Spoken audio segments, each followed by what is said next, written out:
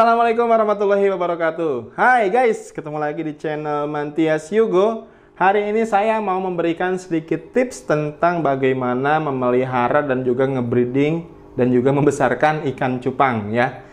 Nah, ini adalah ikan cupang saya, jenisnya Blue Panda ya. Wow. Ini sekitar udah lebih dari 9 bulan sih ini. Ya.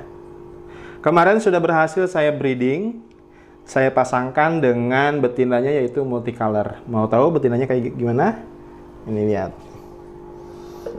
Kita simpan dulu ininya. Nah, ini betinanya. Ya. Keren ya. Nah, ini adalah betina dari multicolor yang saya breeding dengan jantannya si Blue Panda. Nah, teman-teman, saya akan berikan sedikit tips, tapi sebelumnya saya informasikan dulu ya, bahwa yang saya berikan ini dalam video ini adalah pengalaman pribadi saya ya. Jadi ini tidak ada kaitannya secara penelitian ilmiah, tapi ini hanya sebagian dari sharing pengalaman saya aja. Oke, come on. Nah, ini adalah burayak dari hasil breeding Blue Panda dengan multicolor ya. Dan tahu nggak guys, ini usianya baru 20 hari. Ya, baru 20 hari.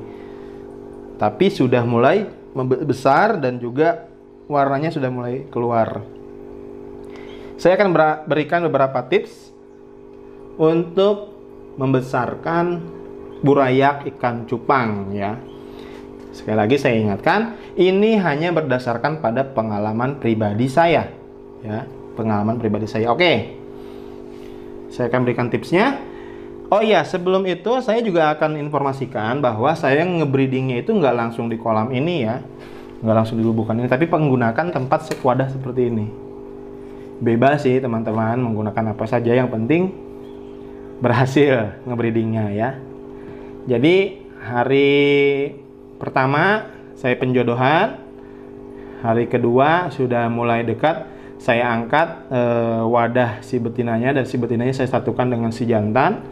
Lalu kita breeding sekitar 1 malam ya, dan besoknya, keesokan harinya saya angkat si betinanya, si multicolornya saya angkat, dan saya biarkan lagi si jantan dengan telur-telur ini ada di tempat ini sekitar 4 hari ya.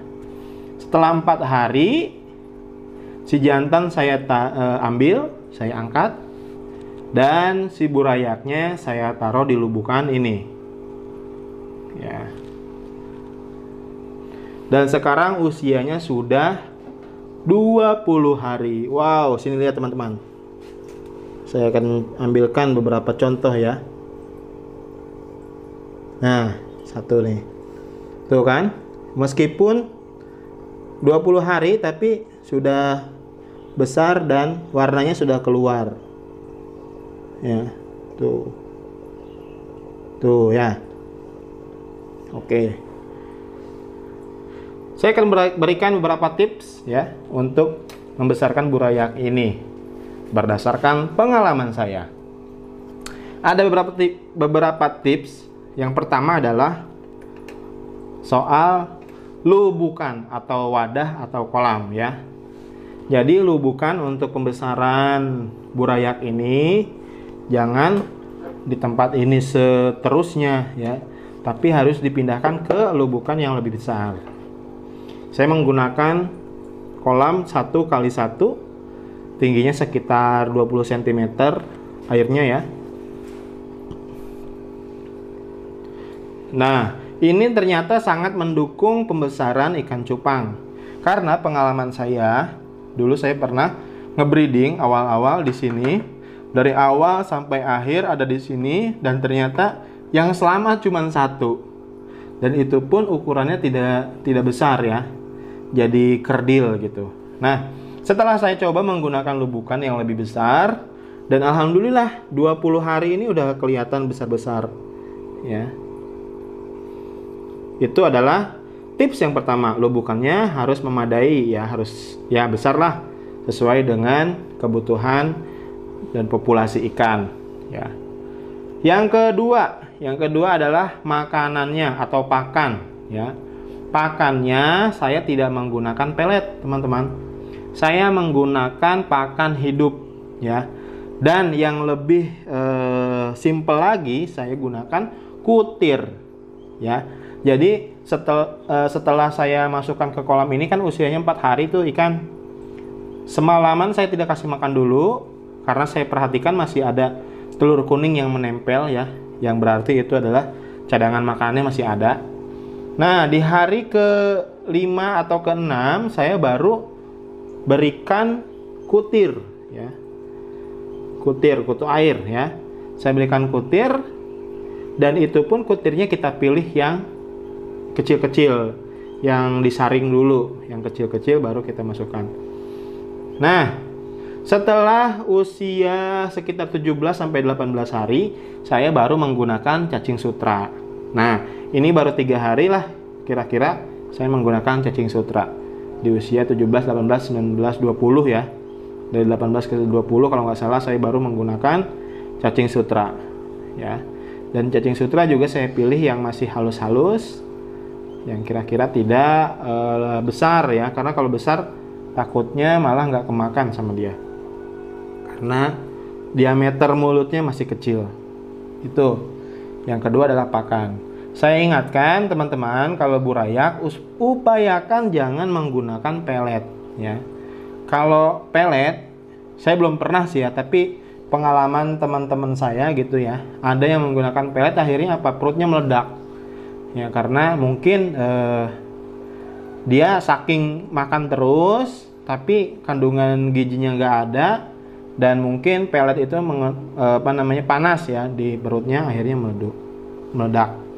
Nah, itu yang ketiga yaitu air. Nah, air juga sangat penting teman-teman. Air, saya di sini baru ganti air atau regenerasi air tadi pagi, berarti di usia si ikan ini 20 hari ya. Kenapa? Karena yang pertama, selain saya tidak berani kalau masih usia kecil karena takutnya ada yang kebawa ya si burayaknya. Dan juga ternyata di kolam saya alhamdulillah airnya sangat bagus gitu ya. Ini teman-teman bisa lihat jernih airnya ya. Nah, kalau sebelumnya juga sebelum diganti sebenarnya nggak terlalu keruh. Saya ganti air karena sekalian ngambilin kotoran yang mengendap di bawah ya. Nah, selain itu teman-teman juga harus biarkan si lumut-lumut itu tumbuh tuh ya. Jadi kalau airnya bagus ya, bisa kena matahari. Kebetulan matahari di tempat saya seperti ini nih, ke atas. Jadi saya menggunakan fiber di atas. Nah, matahari tidak langsung nyorot ke air ya, tapi terfilter dulu oleh si fiber, lalu masuk ke sini dan tidak terlalu panas jadinya. Nah, akhirnya si lumut-lumut ini tumbuh. Ini ada fungsinya teman-teman ya. Kalau si lumut ini tumbuh dengan bagus, kita berarti sudah memproduksi cadangan makanan buat mereka nih ya, karena lumut ini bagus juga untuk makanan si cupang ya, secara alami. Bahkan yang alami lainnya juga ada, seperti jentik nyamuk juga ada gitu kan. Jadi kawan-kawan, kalau di tempat lubukan sebesar ini ya, sebenarnya insya Allah lah kalau sehari 2 hari nggak dikasih makan masih aman, karena masih ada cadangan makanan yang ada di area kolam ini ya. Nah, itu. Oh iya, saya ingatkan juga teman-teman, bagi teman-teman yang menggunakan daun ketapang ya. Saya juga menggunakan daun ketapang. Daun ketapang itu saya taruh di sini hanya seminggu saja ya. Setelah itu saya angkat ya. Karena apa? Daun ketapang kalau kebanyakan juga itu berbahaya buat burayak. Berbahaya seperti apa? Ketapang lama-lama akan berlendir ya. Daun ketapang itu akan berlendir Dan pengalaman saya banyak juga ketika daun ketapang itu berlendir, banyak burayak saya yang ternyata terjebak ya. Terjebak di lendir tersebut yang akhirnya menyebabkan kematian ya. Oh iya, satu lagi, saya juga menggunakan ini teman-teman, IM4. Saya menggunakan ini hanya di awal saja ya. Saat saya mengendapkan air untuk burayak ini, saya taruh ini satu tutup botol ini ya, dan sampai sekarang tidak pakai lagi, biarkan aja. Nah, teman-teman juga bisa menggunakan garam ikan. Garam ikan ini berfungsi untuk menghalau penyakit-penyakit pada ikan cupang ya. Misalkan beberapa kejadian yang matanya bengkak gitu kan, terus kulitnya seperti berjamur. Nah, dengan garam ikan juga bisa menghalau atau mensterilkan air dari penyakit-penyakit. Nah, itu yang ketiga adalah air ya. Yang keempat, nah ini adalah tips yang sebenarnya kepribadian si perawatan si pemiliknya ya. Berarti kita sebagai orang yang memiliki piaraan harus memiliki hati gitu untuk memelihara piaraan tersebut, termasuk ikan cupang. Jadi kita dengan ikan ya harus punya chemistry ya. Chemistry-nya seperti apa, kita tahu kapan dia lapar ya, kapan dia butuh pergantian air dan lain-lain. Dan kita juga harus tahu nih suasana si kolam ini kira-kira nyaman apa enggak untuk si ikan cupang gitu. Kalau misalkan ya, saya menggunakan ini juga nih teman-teman nih, aerator. Ini saya gunakan untuk menanggulangi si air jangan sampai jenuh ya. Nah, jadi saya gantian nih kolam ini dengan piaraan yang udah lumayan besar. Ini sekitar 2,5 bulan nih ya.